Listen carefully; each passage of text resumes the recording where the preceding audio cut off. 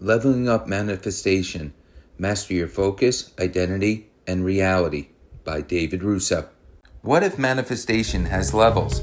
What if manifestation isn't something you simply learn once, but something you can continuously level up? At first, you may concentrate on what you want: more money, a relationship, an opportunity, greater freedom, peace, or an entirely different life. You think about it, visualize it, imagine what it would feel like, and perhaps wonder why it hasn't appeared yet.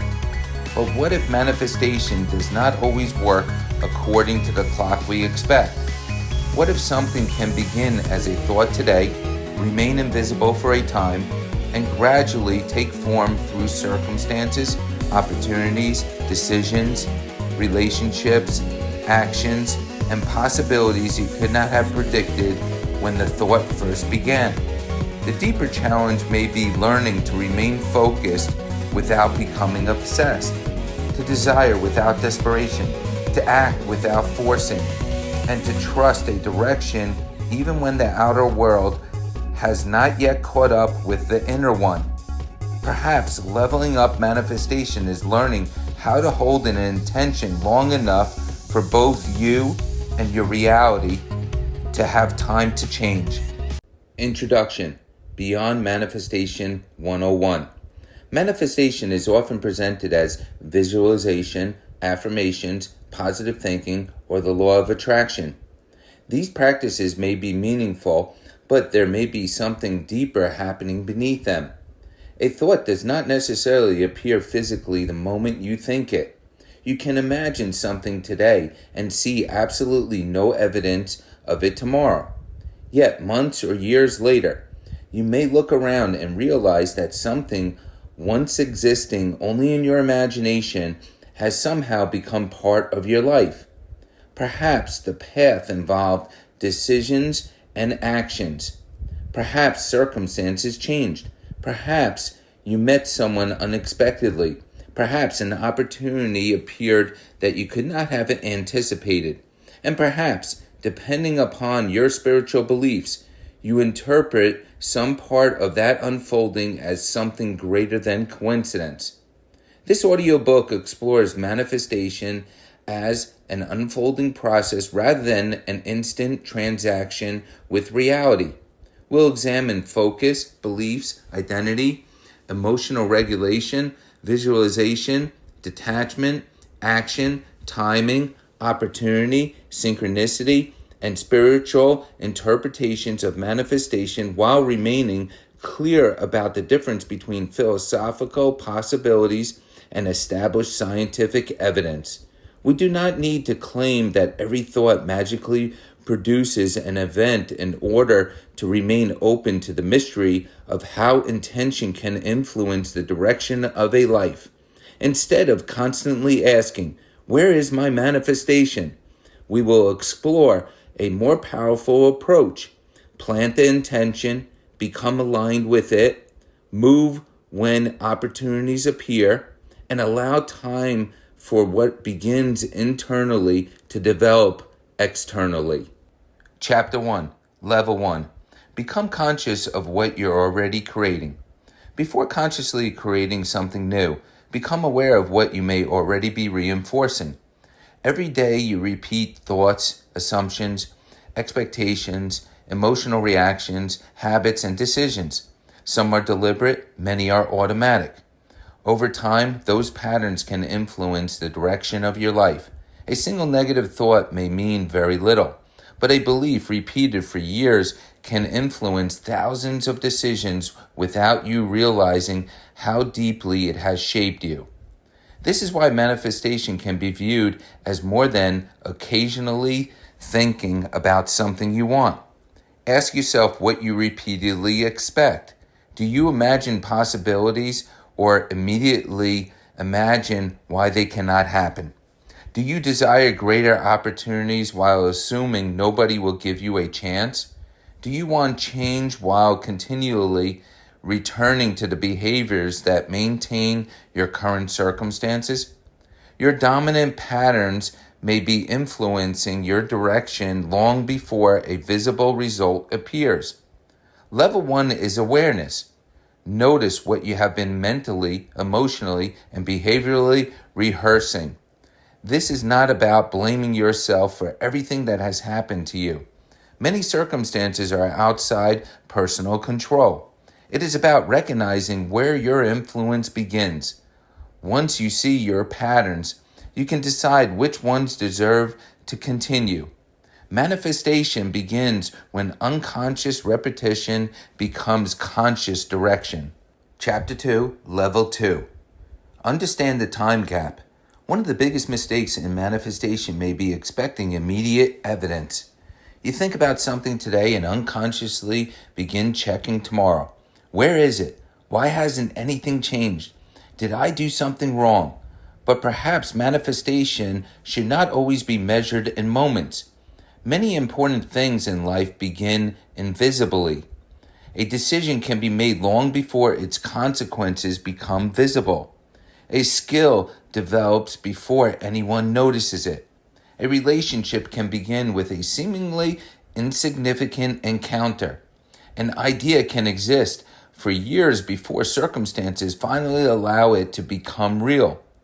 Consider something you currently have that you once only imagined.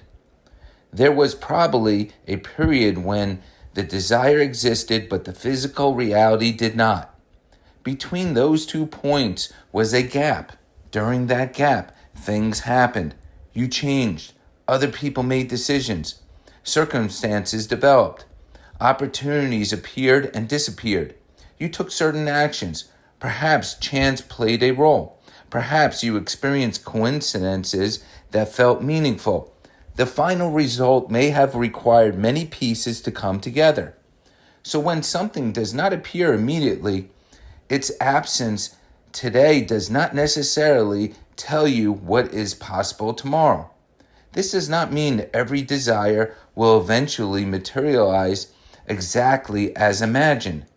It means that immediate evidence is a poor measurement of long-term possibility. Leveling up manifestation requires becoming more comfortable with the space between intention and evidence. Plant the seed without digging it up every morning to see whether it has grown. Hello, this is David Russo. I've asked myself, if a manifestation begins with a thought, what happens if you stay with that thought long enough for it to develop? To me, it's almost like an equation. The thought is the seed. You plant the seed underground, and for a while you see nothing happening on the surface. Yet beneath the soil, a process has already begun. I think about other examples in nature and life. A photograph was traditionally developed in a darkroom before the finished image could be seen. A baby develops inside the womb long before entering the visible world. In each example, there is a period when something is developing even though you cannot yet see the finished result. And that makes me wonder whether some of our thoughts and intentions can be understood in a similar way.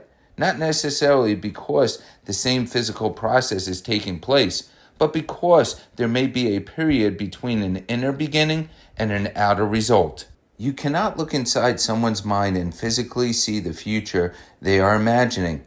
You see the person, but you don't see the thought. Then perhaps months or years later, you see something in their life that once existed only within their imagination.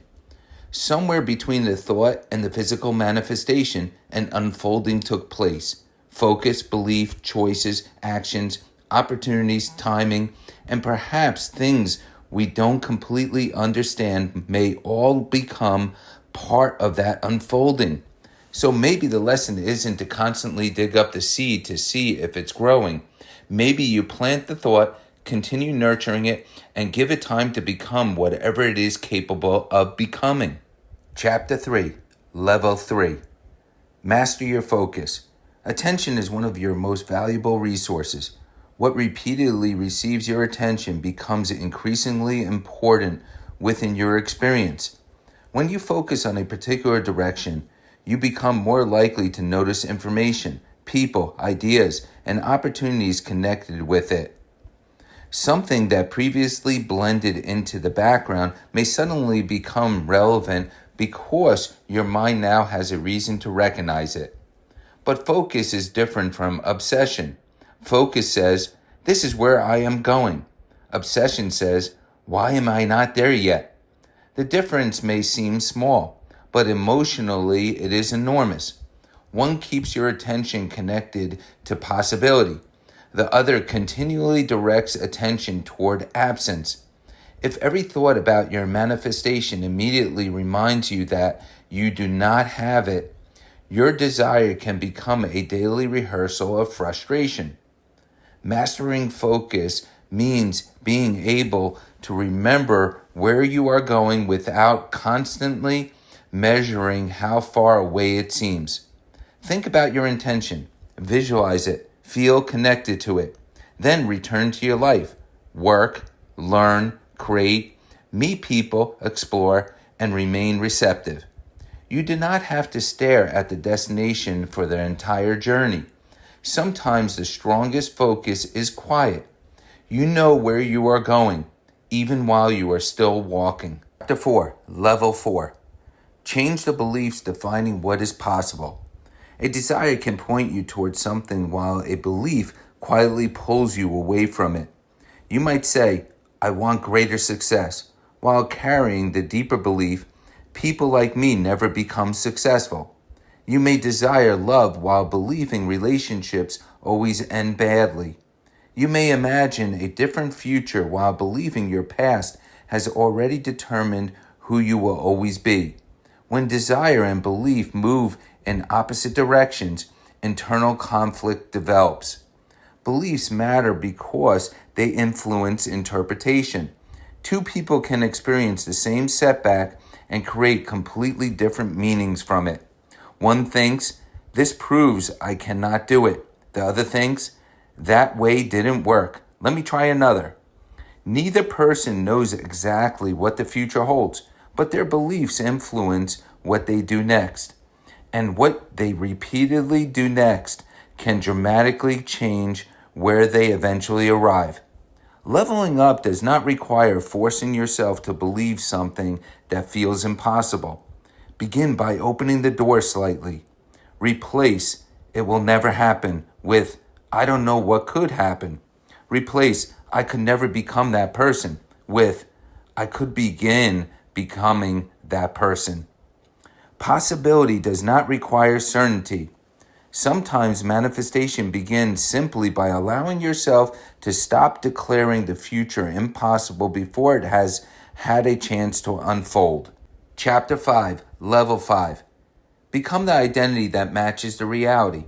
At some point, manifestation becomes less about repeatedly asking for something and more about becoming compatible with it. Ask yourself, if this reality became normal for me, who would I be within it? How would I think? How would I behave? What would I prioritize? What would I no longer tolerate? What skills would I possess? How would I respond when things went wrong? This does not mean pretending you already possess something that you clearly do not. Identity work is not about denying your current circumstances. It is about beginning the transformation before the evidence arrives. If you desire financial abundance, perhaps you begin developing greater responsibility with the resources you already have. If you desire a meaningful relationship, perhaps you develop communication, boundaries, and emotional maturity now. If you desire creative success, become someone who creates consistently before applause arrives. The manifestation and the manifester may therefore be developing simultaneously. While you are asking reality to change, the process may also be asking something of you. Can you grow into the person capable of recognizing, receiving, and sustaining what you desire? Sometimes what looks like waiting may actually be preparation. Chapter 6, Level 6. Stop putting your desire on a pedestal. A strange thing happens when you make your desire more important than yourself. You begin feeling beneath it. The relationship becomes the thing that will finally make you lovable. The money becomes the thing that will prove your worth. The success becomes the thing that will prove you matter. Instead of enjoying the possibility of receiving something, you begin emotionally depending upon it. This creates enormous pressure. Every delay becomes painful because you have attached much more than the desire itself to the outcome. You are not simply waiting for an opportunity anymore. You are waiting for permission to feel successful. You are not simply hoping for a relationship. You are waiting for someone else to confirm that you are worthy of love. Bring the manifestation down from the pedestal. You can want something tremendously without making yourself smaller than it. Say, I would love to experience this. I am open to receiving it. I am moving toward it, but it does not determine my worth. The desire can remain important without becoming your master. Chapter 7, Level 7. Detachment. Allow it to unfold.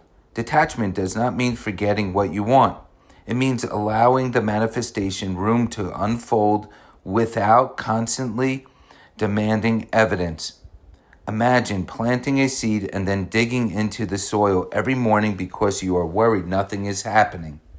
Your impatience would interfere with the very process you are attempting to encourage.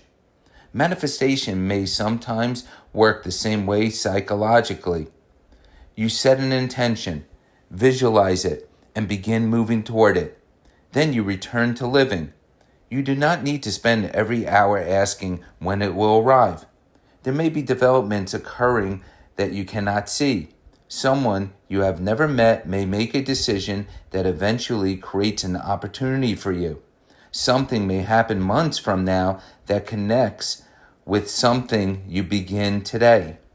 Life contains more moving pieces than any individual can track. From a spiritual perspective, this is where trust often enters manifestation teachings. Set the intention and allow reality to work out details you cannot currently see. Whether you interpret that spiritually or simply as openness to uncertainty. The practical lesson is powerful. Want it without requiring it. Move toward it without strangling it. Let the future retain the ability to surprise you. Chapter 8, Level 8. Visualize the reality in the journey. Visualization can help give form to something that does not yet physically exist. Almost everything humans deliberately create exists mentally in some form before it exists externally. A building is imagined before construction. A book exists as an idea before the pages. A journey exists as an intention before the first step. Visualization gives the mind a picture of a possible future. There is nothing wrong with visualizing the prize. Imagine the experience. Feel what it might be like. Allow yourself to become familiar with the possibility instead of treating it as something completely foreign. But then go deeper. Visualize the journey too. Imagine yourself staying focused when evidence is missing. See yourself adapting after setbacks.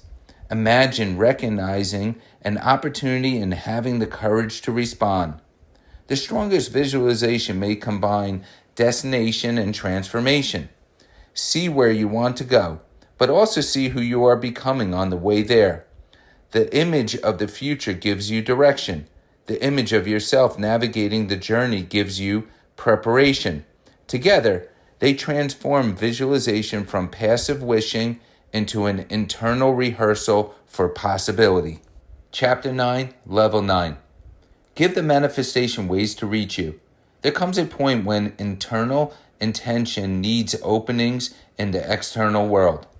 If you want an opportunity but never communicate with anyone, never develop the skill, never submit the application, and never enter environments where opportunities can occur, you have dramatically narrowed the number of pathways available. Action does not have to mean forcing. Sometimes action simply means giving possibility somewhere to land.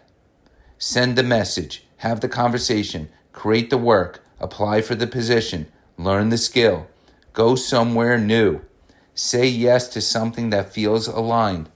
One action can create another possibility, which creates another connection, which eventually leads somewhere you could never have predicted from the beginning. Think of action as opening doors rather than controlling outcomes. You cannot determine everything waiting on the other side, but you can turn the handle. Your intention gives you direction. Your focus keeps that direction alive.